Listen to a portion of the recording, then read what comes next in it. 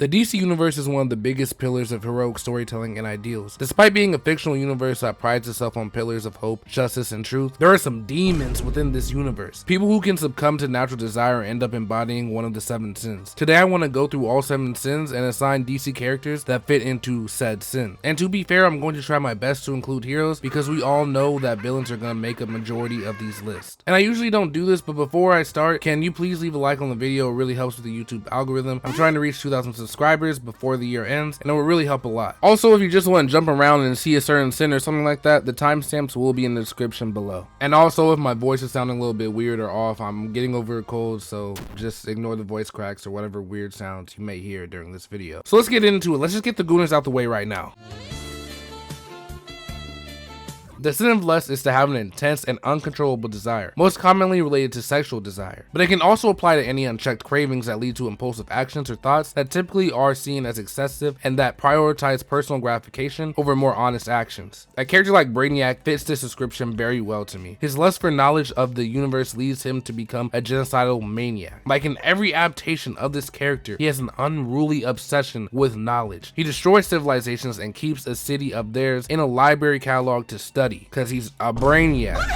Like in Superman the animated series, he knew Krypton was doomed, but instead of warning any of the inhabitants, he just sat back and preserved the knowledge of this planet and let them die. In one of his most iconic appearances, Superman Brainiac, he is portrayed as a ruthless force that is driven by the insidious need to know everything. And this obsession leads him to seek out the last remnants of Krypton, which in his eyes is Kal-El, or Superman on Earth. If his lust for knowledge wasn't so strong, maybe he would have never came to Earth and he wouldn't have had his ass handed to him by Superman. But while we're on Superman villains, why not mention Zod and his lust for power? And I could talk about the many world-dominating adaptations of Zod, like in Snyder's Man of Steel or Superman 2, but I don't think any adaptation got straight to the point like Smallville, where he was a younger clone of Zod. At first, he doesn't have any powers like a regular Kryptonian under a yellow sun, so he naturally seeks out power through his relationship with Clark. He is trying to turn Clark into the ideal general he cannot be at the time, to control the masses. Clark might be a naive fool for a few episodes, but he isn't stupid, and he eventually realizes Zod is an evil person. But right when he comes to his senses, Zod gains his powers. And this is now a bigger problem as he has the means to actually hunt for the lustful feelings he has for control and power. And that's where I can really stop with this adaptation, because it's kind of samey with the rest. The difference here is that we can see he's genetically fucked up in the head. If he doesn't love the feeling of absolute power, he sure loves the chase for it. And for that to be baked so deep in your genetics that a clone of you that has a mind-wiped brain still has a lustful mind state, you are one lustful deviant. And speaking of deviants, I know some of y'all have been waiting for me to talk about one of these 3. So why not just talk about all the sirens here as a whole? Poison Ivy uses her natural pheromones and natural fineness to weaponize the emotion of lust. She can make men and even sometimes women do anything for her because they're under her lustful spell. But she's not here just because she weaponizes the sin. She's also a victim of it. She has grown an unnatural relationship with nature, seeing the green as her children and sometimes even lovers. She has an intense and all-consuming relationship with nature, which is bordering on obsession. Her lust for nature's purity is what drives her to do all her evil actions that can be categorized as eco-terrorism. But for her sometimes enemy, sometimes friend, sometimes girlfriend, things are just a little bit different on her lust journey. Harley Quinn has a lust for connection and acceptance, which led her to fall for the Joker. Under his spell of love, she would do anything for him, take the rap on a crime, lobotomizing a child. Shit, she even jumped in a vat of chemicals for this man. Les had her in a chokehold by this point. It was looking like the 2013 Super Bowl and she was the Broncos. But just like the Broncos, she eventually bounced back,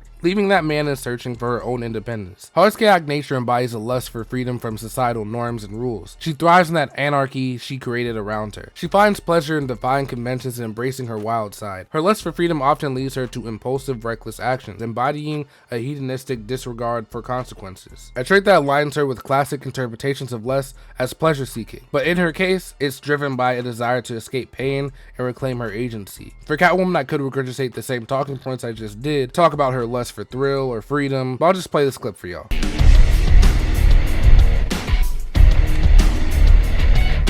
And that was lust. All these characters in some way or form use the sin to benefit themselves or are a victim of it. Next on the list we have The sin of gluttony is the excessive need to indulge or overconsume, whether it be food, drink, substance, or any other gratification you fiend for. The first character that came to my mind was Bane, because of his addiction to the drug venom. Bane's a smart and capable guy by all means, but he feels the need to boost his strength with this drug to overcompensate. And now something he used to view as a booster has turned into a crutch ultimately. The trademark of his addiction usually ends in two ways for him. He loses all sense of control and his composure, or he becomes so reliant on the drug, he becomes unstable when you're able to cut it off from him. His gluttonous habits are the main reason Batman is able to overcome his brute strength, by pure discipline that he lacked. But his Batman role counterpart, on the other hand, fits the typical stereotype of gluttony, just shoving his face full of raw fish and sandwiches that don't have enough pickles, like he Bubble Bass reincarnated or some shit. Ask for extra pickles and they give me two.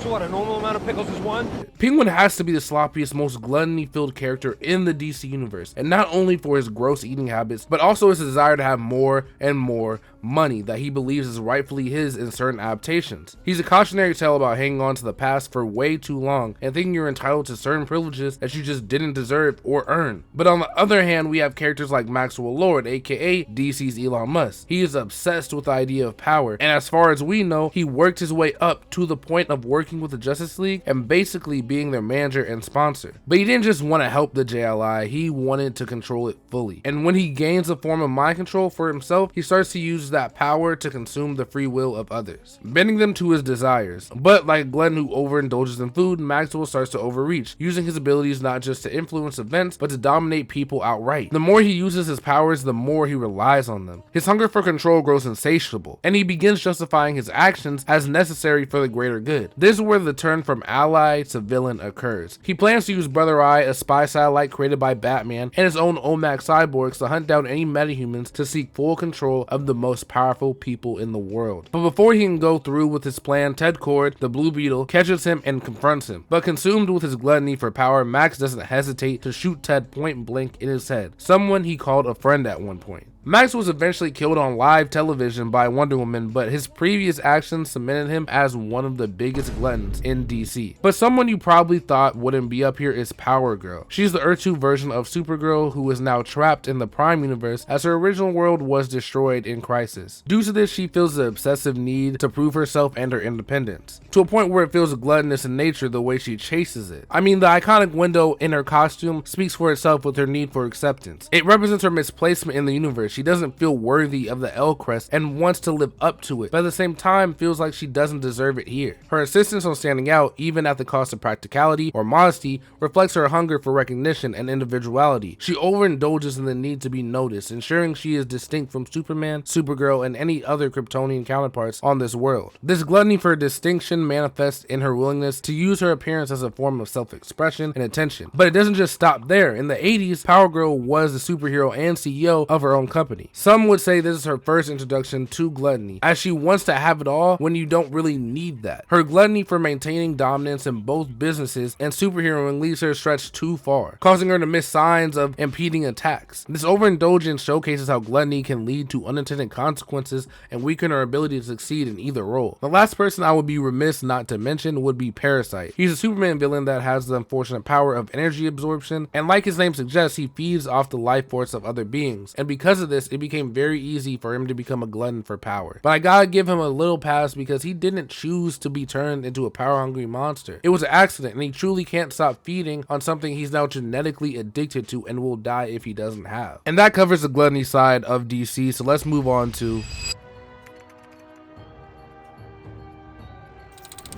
wrath, also known as anger, represents an uncontrollable feeling of rage, hatred, or vengeance. Unlike righteous anger, which can arise from moral indignation or a sense of justice, wrath is excessive and destructive, often leading to harm to oneself or others. It's a sin rooted in loss of self-control and unwillingness to forgive or move beyond perceived losses. And I know my Batman fans heard that word vengeance, so I have to mention Brucey. As we all know, he is a character that is fueled by vengeance and releases his wrath upon the city of Gotham and all of the world. But I would say Batman is in a constant constant fight with his vengeful attitude, and is always trying to be a pillar of hope and justice, more than so vengeance. But I could not mention him. I mean, he is literally called Vengeance in his most recent movie. But just because Batman's trying to be better doesn't mean his son is. Jason Todd has always been a reckless and wrathful person since he was a kid to when he was Robin. But even after his death and resurrection, his anger and wrathfulness grew even larger. Now he has a vengeful purpose because of the Joker and all the means to spread his wrath. Although some could argue his wrath brought order to Gotham somewhat, controlling the villains and gangs to only sell narcotics and ammunition to people that he believed needed it. So basically just don't sell anything to kids and you'll be just fine in his book. But if you do, he'll be sure to shoot you, behead you, blow you to pieces, really any way he sees fit. With eliminating you, he'll do it. I mean, there are moments when Jason is just fully unhinged. For example, one of my first comics I ever read, Battle for the Cow, this dude was on demon timing. Bruce had been dead for a couple months and the streets of Gotham were running wild with no Batman to keep him in check. Nightwing did his best to use the family around the city as a hero force, but it was really no use. The criminals needed that beacon of fear. But the prodigal son was not up for that task just yet, so little brother Jason decided to take up the Batman mantle. And he just started murking everyone, and no one in the Bat family was safe. Even when Tim Drake, the third Robin, tried to take up the mantle and defeat Jason, he ended up with a batarang in the chest, pretty much silencing any parties rooting for him to be Batman in the future. Cause there's no way you get to be the Dark Knight when this is what you did on your first night out. Jason was a pure maniac, but he's definitely chilled out over time. Unlike the leader of the Red Lantern Corps, Atrocitus, he is literally the embodiment of rage. He has a constant burning rage that he uses to power his Red Lantern ring, a ring that replaces his literal heart so he can spread his rage throughout the universe. And to be fair, his rage comes from a righteous place, he just takes it to the absolute extreme. Atrocitus was a family man on the planet Riot in Sector 666. His life was upended when the Guardians of the Universe created the Manhunters, robotic enforcers meant to maintain universal order. However, a programming error caused the Manhunters to go rogue and massacre every living being in Sector 666, sparing only 5 survivors. Atrocitus' entire family was killed during this slaughter, leaving him consumed with grief and rage. And you think this is where he turns, but no, it gets worse. He joined the other survivors of Sector 666 to form the 5 Inversions, a terrorist group dedicated to overthrowing the Guardians and seeking vengeance for the genocide of the sector. The Inversions turned to dark and forbidden magics, immersing themselves in the power of rage and hatred. The group used their newfound powers to wreak havoc across the galaxy, spreading fear and rage. However, Atrocitus harbored ambitions far greater than his comrades. He eventually turned on the 5 Inversions, killing them to absorb their power and forge a new path for his vengeance. He created the Red Lantern Corps with their blood, powered by the red light of rage to harness and weaponize the fury of others like him. He even has the ability to spew his wrath through basically his vomit. His plasma vomit is a physical manifestation of his anger and wrath, and when it touches a person, it can either burn through you like a 12-pack from Taco Bell or corrupt your whole being, making you consumed with rage. He really is the king of anger. And I could go on to mention characters like Superboy Prime and Doomsday in this category, but I fear their mindless rage is nothing compared to Atrocitus, so why even waste my breath? But there is one person I would like to mention, and that is the ruthless Amanda Waller. Unlike the rest in this category, Amanda is precise and deliberate with her wrath. She is not about losing control, but rather exerting it. She unleashes her wrath through the bombs in her team's necks and the information she holds about plenty of people. She is a controlled, intellectual, wrath-filled being, just as much as Atrocitus is an uncontrolled, rampaging being. And that's it for the wrath side, so let's move on to...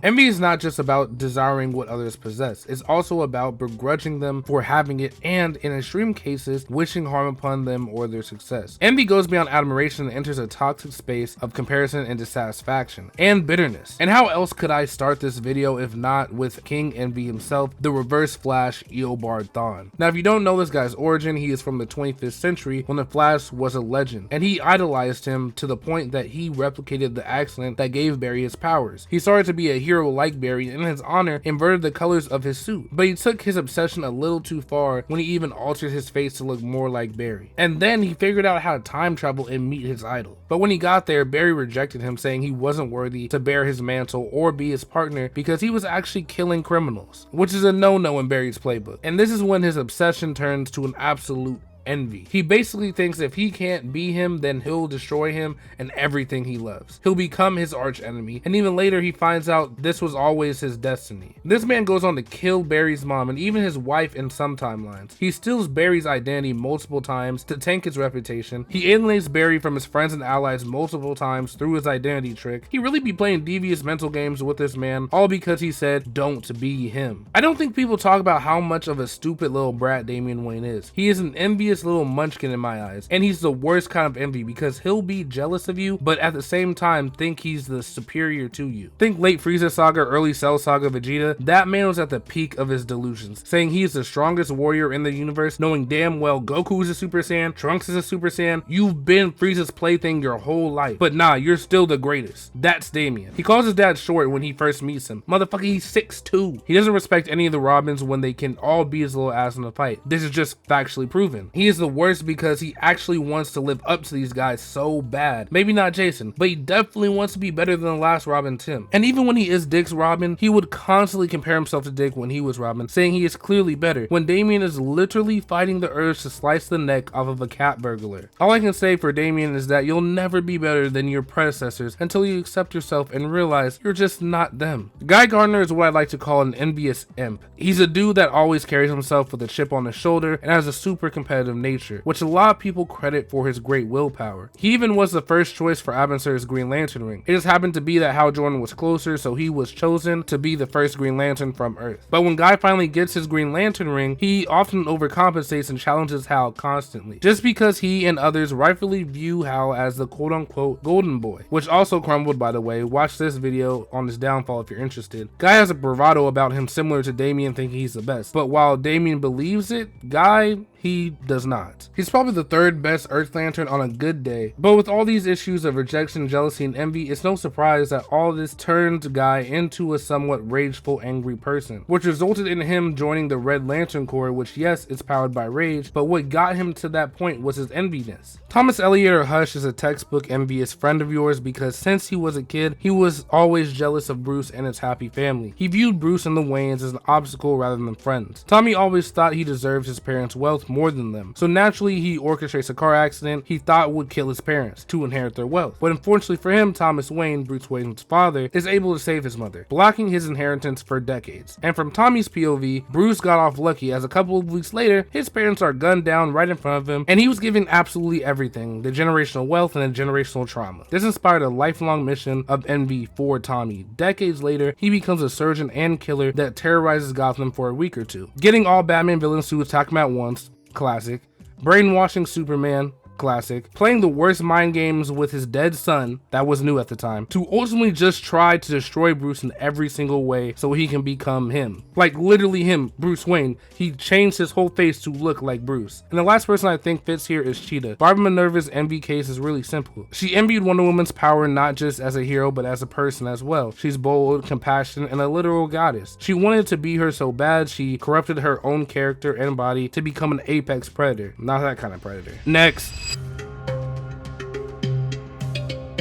Sloth traditionally means a failure to act on duties due to your own laziness. However, the deeper meaning extends beyond physical inactivity. Sloth represents a spiritual or emotional neglect, a resistance to growth, and a rejection of responsibility. So yeah, let's just start off with good old Booster Gold. Michael Carter was a very talented athlete in the 25th century, but just like Tyrese Halliburton, he fell off. But not because of injury or old age, he just started gambling and throwing his games. This is the first slothful sin, seeing he avoided achieving success honestly. Instead, he chose an unethical and easier path for personal gain. And of course, after being exposed as a cheat, his reputation plummeted like the current Sixers. But rather than working to rebuild, Michael stole advanced tech and traveled back in time to become a superhero. And not for any altruistic reason, but to achieve fame, fortune, and adulation quickly. He is constantly shown more as a corporate sellout, willing to do anything for public admiration. He pursued sponsorships and endorsements. He avoided any situation that required him to be truly heroic. Basically, if it didn't boost his IG following, he didn't feel the need to do it. But nonetheless, somehow he he makes a friend in Blue Beetle and he starts to change into an actual real deal hero. But that doesn't erase his slothful past that is filled with avoiding responsibility and selling out for some sponsorships. John Constantine is a classic sloth stereotype. He constantly lives in a gray area where he is burdened with the deaths of his friends and allies that he caused the death of. He's a magician who doesn't blink twice at giving a portion of his soul to the devil for a perceived easy win. But he's giving up a lot more than he thinks, and he eventually dwells on it later, like the Newcastle incident where his ignorance led to the soul of a young girl being condemned to hell. And instead of confronting his mistakes, he often drowns himself in self-destructive activities like smoking and drinking alcohol, activities that led him to get cancer in the story. But again, he would rather trick 3 demon lords into curing him instead of addressing the underlying issue. All he's doing is postponing his reckoning. I think John could be the biggest sloth here simply because of his wasted potential. Out of all the magic users in the DC universe, Zatanna, Doctor Strange, Raven, John Constantine is supposed to have the greatest potential, but he'll never live up to those heights because of his slothful nature. I kind of want to exclude Beast Boy from these talks because he's just a kid, but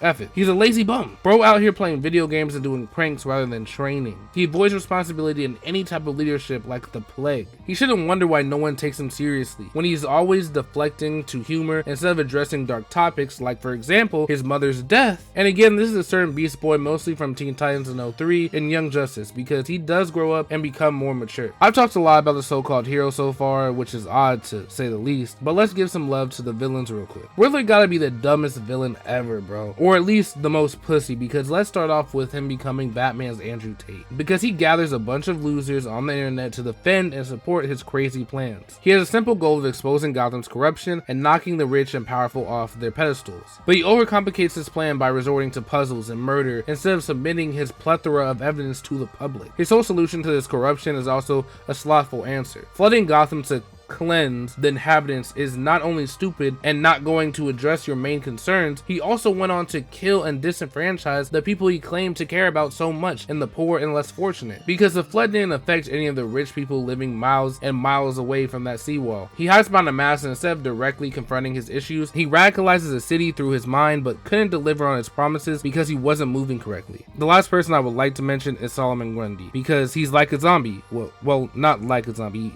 He is a zombie, and because of that, he has no real motivations or ambitions, which leads him to mindlessly wander. He is literally the physical representation of a sloth. Slow, big, and mindless, just breathing. But it is not his fault. He's an undead creature with no mind and is used for other people's schemes. He has no choice in this world, unfortunately. He has tremendous strength, but his life is defined by apathy and purposelessness, which ultimately captures the essence of the deadly sin. But let's move on to...